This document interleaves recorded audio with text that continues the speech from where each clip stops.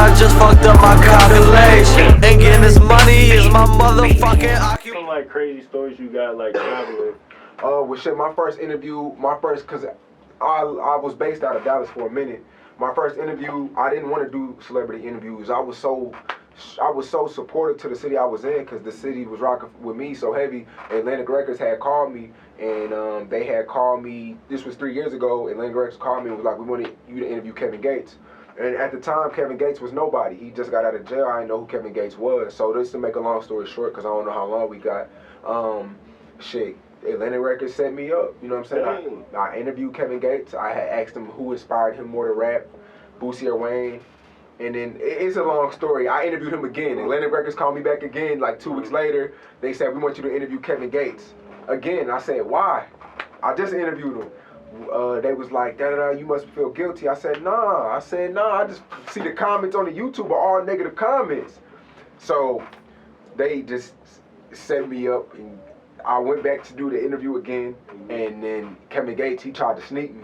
But it was weird. It's I can get more detail, but it's a long story. Wait. So how did how you link up with Atlanta Records? Because at the time I had Texas and Dallas on lock. So at the time, when you came through Texas, you had to get a SayCheese interview. That's how it was. But at the time, I was so fuck celebrities. I'm for the underground niggas. So I was like, fuck it, I'm gonna see what this dude Kevin Gates about. He not too big anyway. You know what I'm saying? So you took him as a celebrity? At that time, he was already signed, so yeah. He was signed to Atlantic? So I already put him in that celebrity bracket. Uh-huh. Yeah. So have you seen him since the last Yeah, man. What year was that? 2013. 2013? Yeah. About to be 14.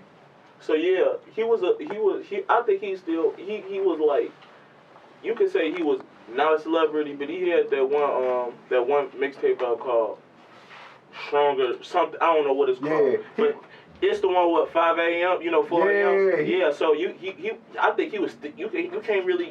Some rappers be taking that little deal. They be taking that little money. He wasn't that popular. They asked Kodak. Atlanta asked Kodak to sign. You feel me? Yeah. Hey, you should. I'm just saying. Yeah. I just was wondering damn. Yeah. No, it's cool. Yeah, but nah, he wasn't. I'm talking about he was doing free shows, like his shows, like. He was doing a show in the city, and Dallas a pretty big concert market. It sell out. Everything in Dallas and Houston sell out. Yeah, because I see Sosa be getting all the shows though. Selling out every time. Yeah. And it's just like shit. Kevin Gates at that time, he wasn't selling out shows. But yeah, he tried to sneak me. He was on lean. He missed. I've been in boxing. I'm not the stiffest. I'm not the toughest nigga in the world, but I've been in boxing before. I weaved it. Yeah, I weaved it, and he was on lean, so he's moving real slow. I weaved it, and then Atlantic Records, they kind of like tackled him, and then he's with the dude with one arm. I forgot his name. Bowie. There you go. Yeah. And they tried to get my camera and my phone, but I got up out of there. Yeah. And then and that was that. But that's what, cause he went on Hot 97 and like all them big platforms talking about that. So that shit took my brain to the next level. Nice. Yeah. So what happened when you met him? We just walked past each other and shit like that. It was never just like when I see him, I'm gonna get him again. He getting too much money. I'm getting money. Like we black, like he Muslim now. You know what I'm saying? Per se, or Islamic or whatever. Did y'all acknowledge each other like? He told people that he wanted to work it out with me, like chop it over with me, but at the end of the day, the damage was done. Like, not that he hit me, because if he would have hit me, I would have sued him. Like, I'm a businessman at the end of the day.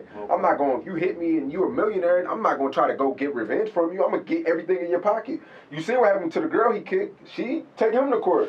So I would have did the same thing, but he didn't hit me, so it was like he helped my brand out, you know what I'm saying? Damn, like, you know what I'm saying? So I'm not out here trying to kill niggas and all that. Like, I'm from the streets, but it's bigger than that. I got family, you know what I'm saying? I got a mom. Like, I don't want my mom to be working a 9 to 5 when she's 60. You know what I'm saying? So how did this all escalate? Like, because I asked him who is he inspired to rap?